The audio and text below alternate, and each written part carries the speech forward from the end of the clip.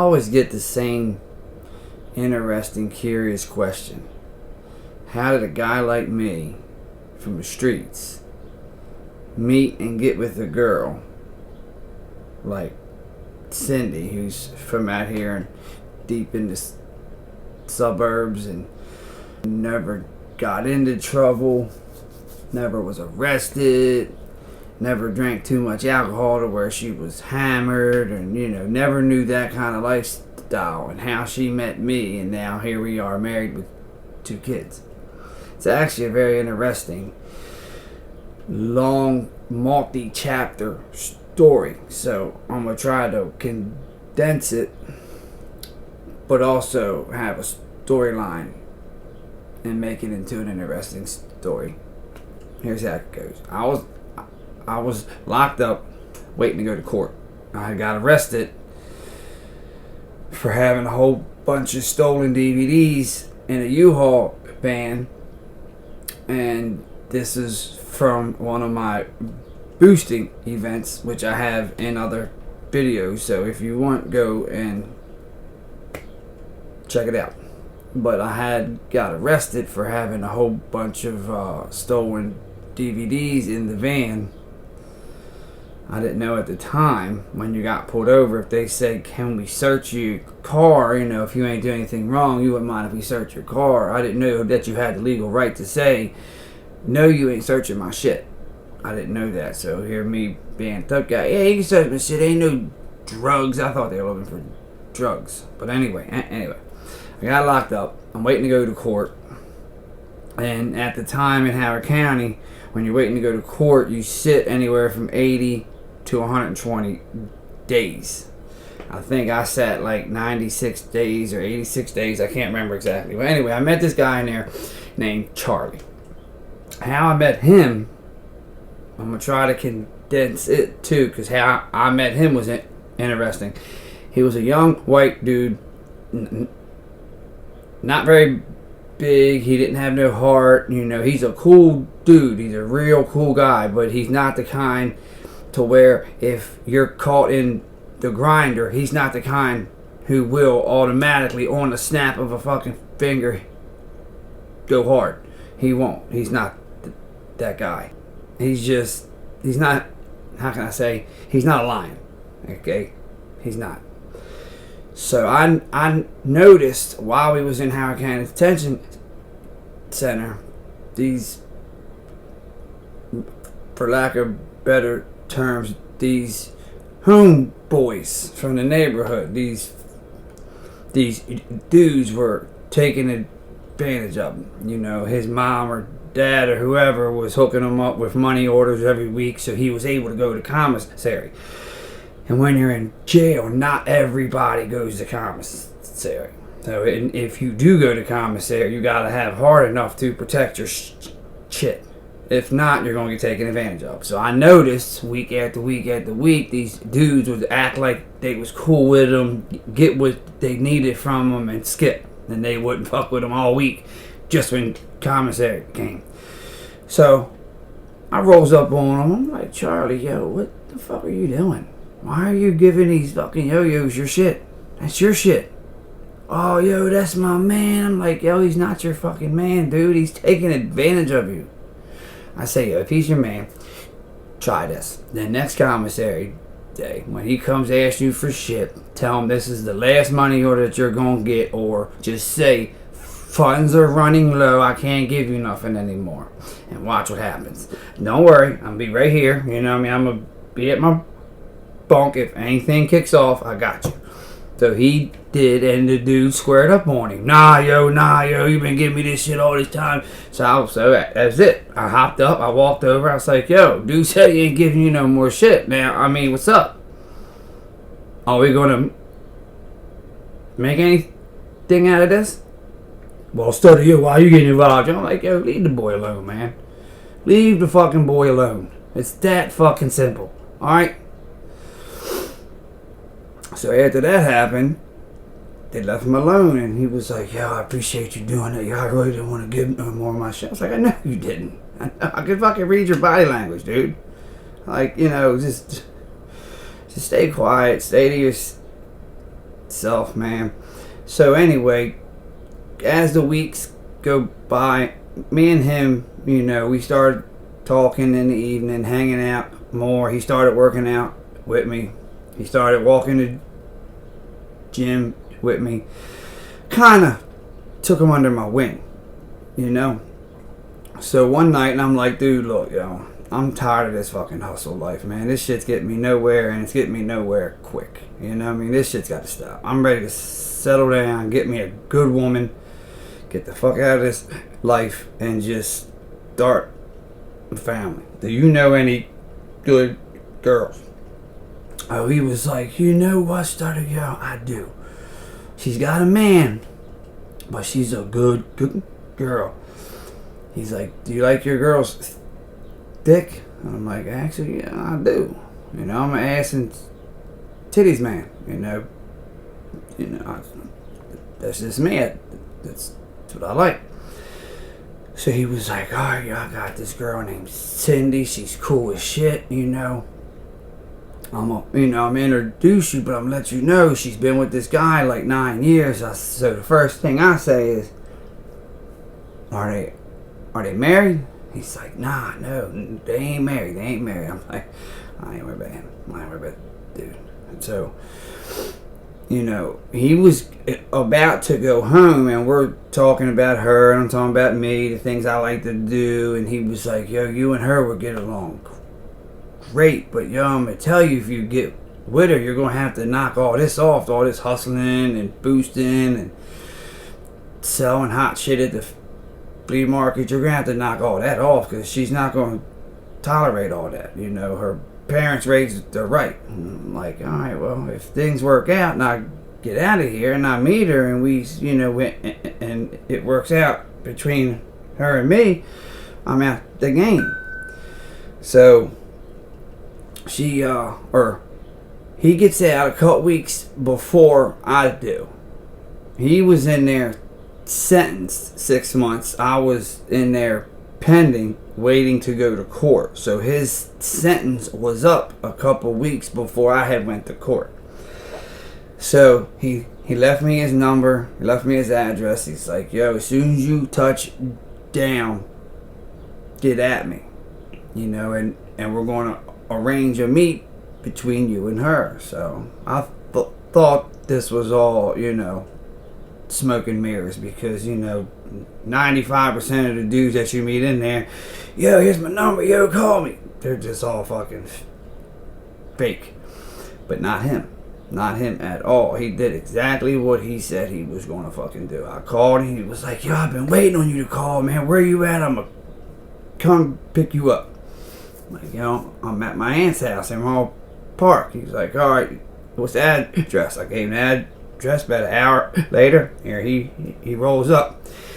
He's like, Studio, pack a bag. I want you to pack about a week's worth of clothes. I'm like, well, what's up? He's like, I'm gonna bring you over my way. Stay with me for a week. I'm gonna get Cindy to come over, and we're gonna angle this to where you can meet her, and we'll go out a couple times, but we gotta get her away from her man. Like, he was really trying to get me to meet her, like, for real. So I did. I packed my bags. I went over his house. Sure as shit, that evening, calls her. He's like, Cindy, I want you to meet my man. His name's Chris, but he goes by Stutter, and so I'm like, yo, fuck, I know what to do, yo, hand me the phone. So I get on the phone, hi, blah, blah, blah, that's my name, how old are you? And I'm this age, Charlie's been talking a lot about you. And he was like, hold on, what's this about? I'm like, ain't had nothing, shorty, I mean no harm, I'm trying to go out and hang out and just have a good time. And I asked Charlie to introduce me to some cool peoples, and your name popped up. And she was like, oh, okay, all right. So I say, look, why don't you bring a friend so you can feel comfortable, and it'll be me and Charlie. We'll go to the pool hall, shoot some pool, then we'll go get a bite to eat, and then, and see where and what happens after that. So that's what we did. We went out to the pool hall. Game is on. Like, fucking gotta be on point, on my game that night, because for one thing, she had a man. So I gotta get her attention. Boom, and I gotta get it quick. I gotta make an impression, and I gotta make it hard. You know? As soon as I seen her, first thing that grabbed me was her eyes. And then when she turned around to close the door to her car, second thing that grabbed me but was her ass. Boom. I mean, yeah, boom. Fucking 2 pit bulls fighting under a bed sheet is what it is. God damn. So we got to talking, we got to, and like halfway through the night, I let her know my intentions. And so after that night, we kept in touch. We're calling, I'm talking on the phone, I'm letting her know my intentions, and she's worried though, because I'm a city dude and I hustle. So, she's like, you gotta get out the game. I'm not gonna leave a 9-year relationship with a secure man who's got a job to go be with a guy who hustles. And I'm like, nah, I perfectly understand that. And so I arranged another meeting, but this was a couple months later, New Year's Eve. And this is where that New Year's Eve is what takes my life to a whole nother fucking chapter. And that's going to be another story. Okay, that's going to be another story. That New Year's Eve, she was supposed to come down to the Purple Goose on Washington Boulevard, and we were supposed to hang out, bring in the new year. We were going to shoot some pool and go get a bite to eat again. But it was only going to be me and her. But I called around 8 o'clock. And I got a hold of her. Are you still coming? Yeah, I just got to get rid of him. Him is her man at the time. I got to get rid of him. And then I'm like, all right, cool. I'm going to give you a call in a couple hours and I'll let you know where I'm at. And she's like, well, just let me know and I'll just meet you there. All right, okay. Meet me here 10:30, 11 o'clock. It's the Purple Goose. It's on Washington Boulevard and the Soda Road. It's right. You cannot miss it. All right, okay. So around 11 o'clock came and she's nowhere to be found. I hop on the phone. I call her. No answer. 11:15, call, no answer. 11:30, call, no answer. 11:45, call, no answer. I'm like, man, this bitch ain't coming. So around 12:05, 12:10, I call, no answer. And I'm just like, man, she ain't coming. So anyway, come to find out, I didn't know this at the time, her man was here at the house. And he came and noticed she was all dressed up, ready to go. So this motherfucker, he wants to come out like he wants to hang out now because she wants to go out on New Year's Eve, which I can't blame him. At the time, it's his girl. He's got his guard up. His little antennas are working. He's figuring out something ain't right. What's going on, So that night, because she didn't come, there was another girl at the bar drinking, and I'm waiting for Cindy to come. But since she didn't come, I sit down with the girl. Just in my mind, I'm thinking, fuck, I'm just gonna have some drinks, shoot some pool with this girl, and go to fuck home. But anyway, that's a whole nother story. That meeting the other girl takes my life from the direction I wanted to go to a whole direction I didn't really want to go. But this story here is about how me and Sydney met, so I'm going to leave it on that. And in the future, the near future, I'll tell you a story about that girl. So, after I met the other girl, not Cindy, after I met the other girl at the bar, about a month or two later, I had got locked up. And this was for the charge I was in prison for, my 3.5 years on 5. While I was waiting to go to court at Baltimore County Detention Center, I called Charlie. Like, hey man, contact Cindy, ask if it's alright if I call and write letters. Maybe I can keep in touch with her because I got a feeling because of my charges here, I'm going to go up the road a while. I don't know how long. It could be a year, it could be 5 years, it could be 10 years. I don't know. So I said, look, I'll call you tomorrow. Call her and see what she says, and I'll give you a call tomorrow. He was like, nah, man, call me in a couple hours. I'm going to call her as soon as we hang up. I'm like, all right, okay. Well, I don't want to wear out my welcome. You know, these calls are 85 cents each one. Don't worry about that, dude. Don't worry about it. Call me in a couple hours. I'm like, all right. I'll call him back. He's like, dude, I've been waiting on you to call, man. Cindy's like, here's her number. She said you can call. She's going to have the phone. She's like, here's the certain times you can call. She's going to have your call forwarded to her cell phone while she's at work. At the time, she was working the, I think it was 11 at night till 7 in the morning shift at her work. Or it might have been 3 to 11. I can't remember. But it was the evening into the late nights. And she said I could write her.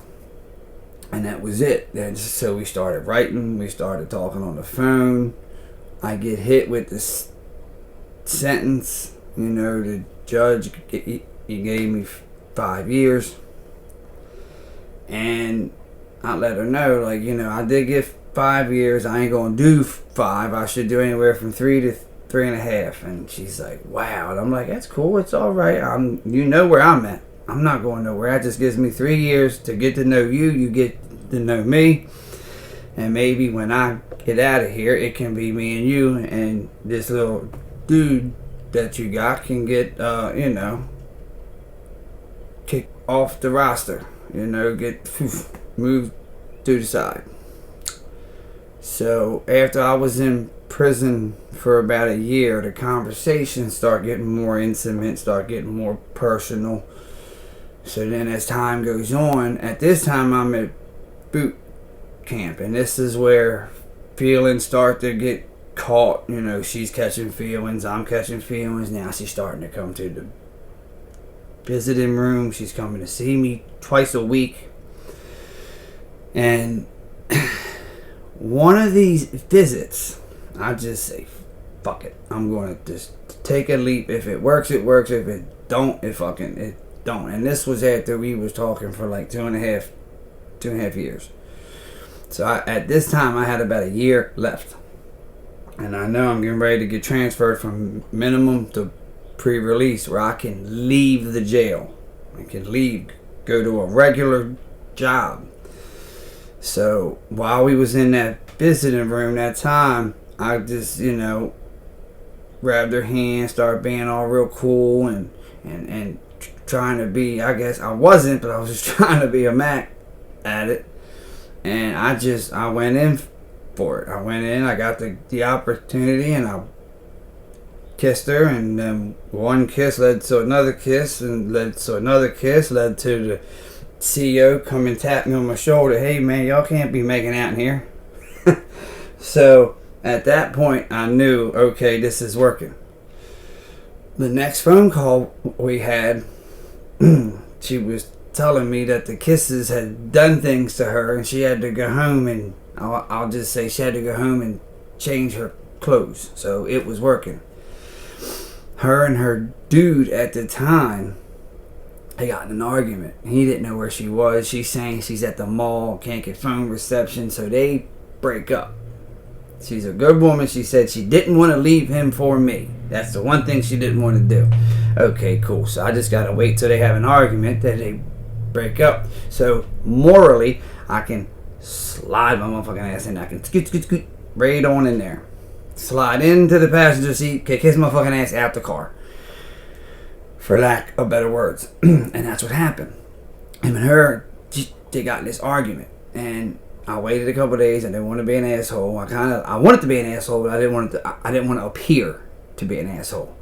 So, this is funny. I'll bring up the conversation that we had before. Look, I know you said that you didn't want to purposely leave him for me, but you ain't with him right now. You and him's on bad terms. And you just said a few days ago, y'all ain't an item anymore. I'm trying to slide on in there. Why don't you come see me tonight?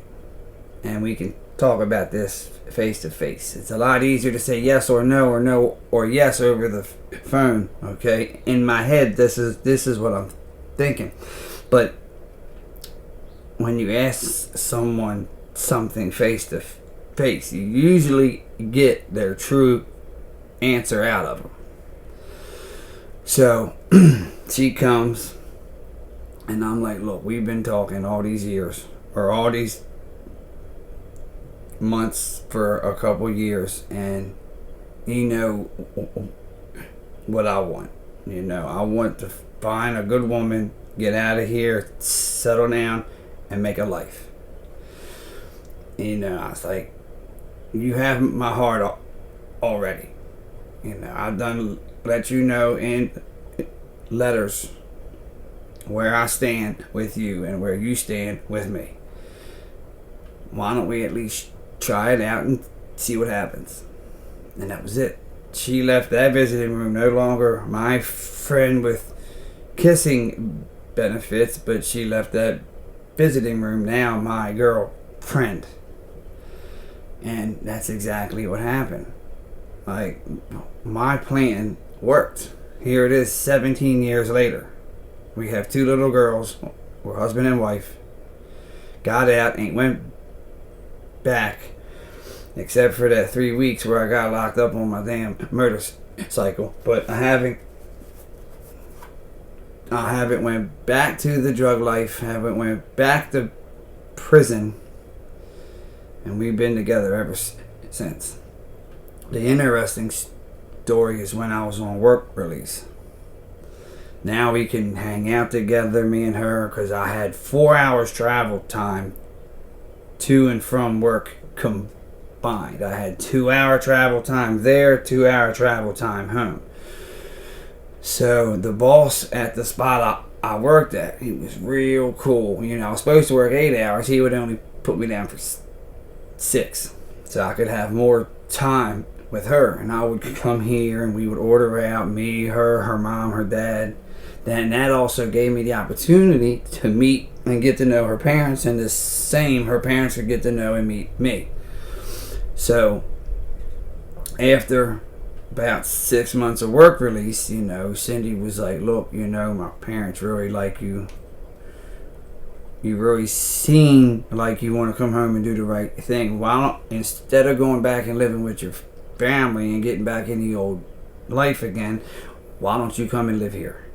It just get you away from the neighborhood. It get you around a new environment, and you can have supportive people around you. You can have a positive environment around you. I'm like, how the fuck is that gonna work out? Your parents ain't gonna let me come here. She said, don't worry about my parents. I'll handle that. You just, if you want, you come here, you start a new life. If this is what you really want, I'm putting the opportunity out for you. So I was like, absolutely. If that's the way, you know, if that's what's going to get me into a new positive environment, man, you can start a life, then yeah, absolutely. And that's what happened. I got out of prison 3 years, 5 months, 17 days later. I got out of MCTC, Maryland Correctional Training Center in Hagerstown, 8 o'clock in the morning. By 9:30, 10 o'clock, after I went and see my grandmother, by 9:30, 10 o'clock, I was here unpacking all my shit. All my clothes I was packing and putting away. And yeah, I mean, so it worked. What I had envisioned and planned for my life worked. You know, we're always knocked on our ass. You know, we're always kicked in the face in life. But here's what people don't realize, man. Like, we start off life on our backs. We wake up every morning, starting every day from our back. Just because you're kicked on your back or knocked on your ass, that don't mean you can't get back up again. It's not hard, but you gotta want it. You got to want to make good things happen for you in your life, you know. And I wanted it. I grinded for it. And I grind for it every fucking day. Every day, it's a grind. It's not a hard one anymore because now it's just have it. But yeah, so I fulfilled a serious goal with meeting her and wanting to start a new life. And now she's my wife. We have 2 little girls, and we've been together 17, 18 years. See, we were messing around about 6 months before we actually made our relationship official. And we made our relationship official September 2005. So that's 17 years, but we've been messing around 6-8 months more before that, so it's actually almost 18. Yeah, but yeah, that's how me and Cindy met and got together, and the rest is history. And here we are. So the next video is going to be about the other chick I met at the bar when I was supposed to meet and hang with Cindy that night, but she stood me up because main man was here. He wouldn't leave. But the next video is going to be about meeting her.